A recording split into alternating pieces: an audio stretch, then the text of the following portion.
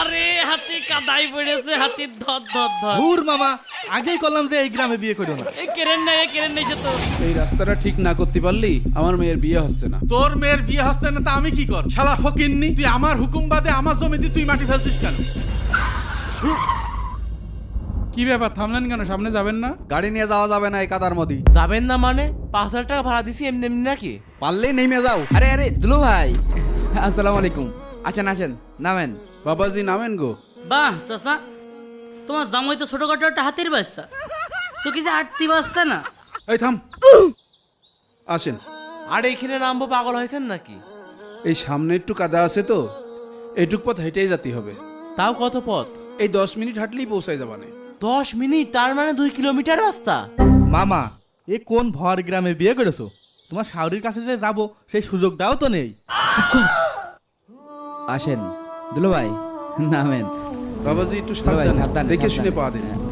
হ্যাঁ। দাঁড়ান আব্বা যান, আপনার এই গ্রামে কি ভ্যান রিক্সা কিছুই নেই? ভ্যান রিক্সা তো আছেই। আপনার যে দেহ টানতে চায় না কেহ। দেখেন, আপনি কিন্তু আমাকে রীতিমতো ইনসাল্ট করতেছেন। আমি কিন্তু আপনাদের গ্রামের জামাই। আরে হাতি কাদাই পড়েছে, হাতির ধর ধর ধর। দূর মামা, আগেই করলাম যে এই গ্রামে বিয়ে করো না। এই কেরেন নাই সে তো। দুলু ভাই, নতুন শেরওয়ানিটা কি হইলো? আরে বাবাজি একটু দেখে পা দিবা না?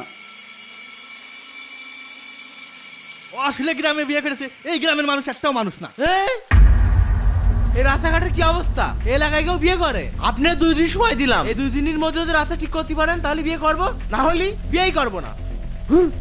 এমন ভর গ্রামে বিয়ে করতে আইছি।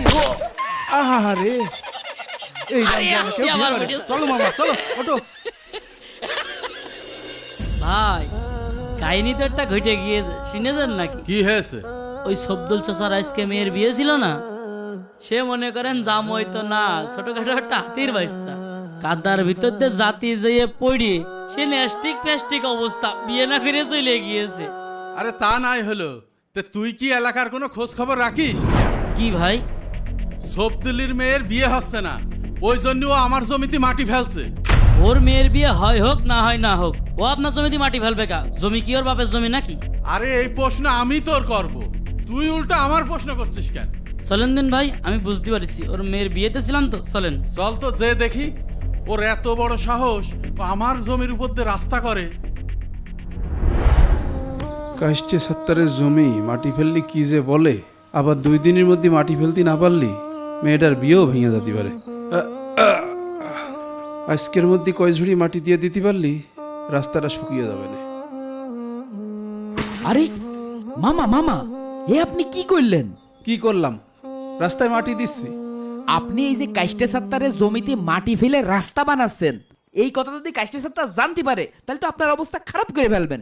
কাষ্টে সত্তরের ভয় করলে আমার চলছে না, গ্রামের লোকের কথার জন্য আমি টিকতে পারছি না। 2 দিনের মধ্যে রাস্তা ঠিক না করতে পারলে আমার মেয়ের বিয়ে ভেঙে যাচ্ছে। এই, তুই আমার জমিতে মাটি ফেলছিস কেন? সত্তর ভাই, এই রাস্তাটা ঠিক না করতে পারলি আমার মেয়ের বিয়ে হচ্ছে না। আরে শালা, তোর মেয়ের বিয়ে হচ্ছে না তা আমি কি করব? শালা ফকিন্নি, তুই আমার হুকুম বাদে আমার জমিতে তুই মাটি ফেলছিস কেন?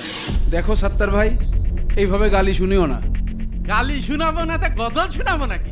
এই ঝুড়িগুদা ছাড়া ছাড়া কিন্তু ছাড়া। সাত্তার ভাই, এই রাস্তার জন্যই মামার মেয়ের বিয়ে ভেঙে গেছে, জামাই কালকে কাদার মধ্যে পড়ে গেছে, আপনি একটু মাটি ফেলতে দেন। আমার জমিতে আমি কারোর মাটি ফেলতে দেবো না। আজকে মাটি ফেলবা, কালকে মসজিদে বসে কবা যে সত্তর ভাই রাস্তার জন্য জমিটা ছেড়ে দাও। অত পাগল আমি না। সত্তর ভাই, তুমি একটু এই রাস্তাটা ঠিক করতে দাও, না হলে বিয়ে ভেঙে গেলি আমার মেয়েটা শেষ হয়ে যাবে না। এই সর, ছুরি গুদাইলে সর। মামা, তুমি কাজটা ঠিক করলে না সত্তর ভাই, আমি আল্লাহর কাছে বিচার দেব।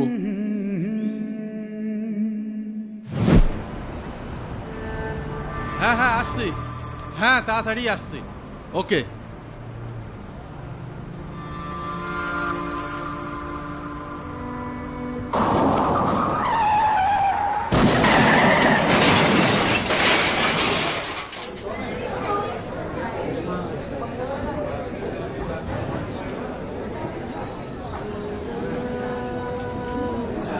আরে আল্লাহ, আরে আল্লাহ, সাত্তার ভাইয়ের গাড়ি কি অবস্থা? আমার ভার গাড়ি আমার ভাই, আমার ভার গাড়ি আমার ভাই, আমার ভাই। একটি শোক সংবাদ, শোক সংবাদ। ইসলামপুর গ্রাম নিবাসী জনাব আব্দুল সাত্তার চিন্তাকাল করিয়াছে। মরহুমের জানাজা আজ বিকাল 4টায়।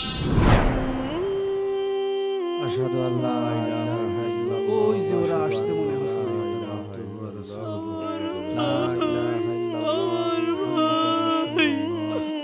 এ কি এই জায়গাটায় বাঁশ বাইনলো কিডা? কেন বাস বেইলো কিটা? আমার ভাইয়ের লাশ দেবো কমিন দিয়ে। এই দাঁড়ান দাঁড়ান দাঁড়ান, এই লাশ আমি আমার জায়গার উপর দিয়ে জাতি দেবো না।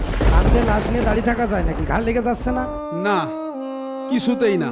যেই লোক আমার মেয়ের এত বড় সর্বনাশ করলো, তার লাশ আমি আমার জমির উপর দিয়ে কিছুতেই যেতে দেবো না। মামা, মৃত মানুষের সাথে এইরকম ব্যবহার করা এটা কি ঠিক? আপনার কি নাম আইকেল বোধ? এটা তো অন্যায়। এই সাত্তারের রাস্তা না দেওয়ার কারণে আমার মেয়ের বিয়ে ভেঙে গেছে, আমার মেয়ে আত্মহত্যা করেছে। সেই অন্যায়ের কাছে এই অন্যায় তো কিছু না। চাচা, তোমার মনের অবস্থা কি তা আমি জানি। তোমার মনের উপর দিয়ে ঝড় বেয়ে যাচ্ছে, কিন্তু সাত্তার ভাই তো এখন আর বেঁচে নেই। তার দাফন কাফন করে তার জন্য দোয়া করা উচিত। ও নেই তাই বলে কি ওর পাপ মুছে গেছে? সেই দিন যদি ও রাস্তা দিত, তাহলে আমার মেয়েটা আজ আত্মহত্যা করতো না, আর গ্রামের লোক আমার অপমান করতো না। মামা, সে তো আমাদের প্রতিবেশী, আপনার কষ্ট আমরা বুঝি। এখন তো সাত্তার ভাই মারা গেছে, এখন কি আপনি তার সাথে প্রতিশোধ নেবেন? চাচা, তোমার রাগ হওয়াটাই স্বাভাবিক, তাই বলে এইভাবে লাশ আটকায় দিবা, গ্রাম শুদ্ধ লোকে কি কবে না? এই লাশ আটকানো আমার উদ্দেশ্য ছিল না। এই লাশ আটকায় আমি যা বুঝাতে চাইছি, আজকে সাত্তার ভাই মারা যাওয়াতে তোমরা সবাই যেরকম আন্তরিকতার সাথে তার লাশটা নিয়ে যাচ্ছ, সেদিন আমার বিপদেও তোমাদের সবার আন্তরিক হওয়া উচিত ছিল। যাও, লাশটা নিয়ে যাও।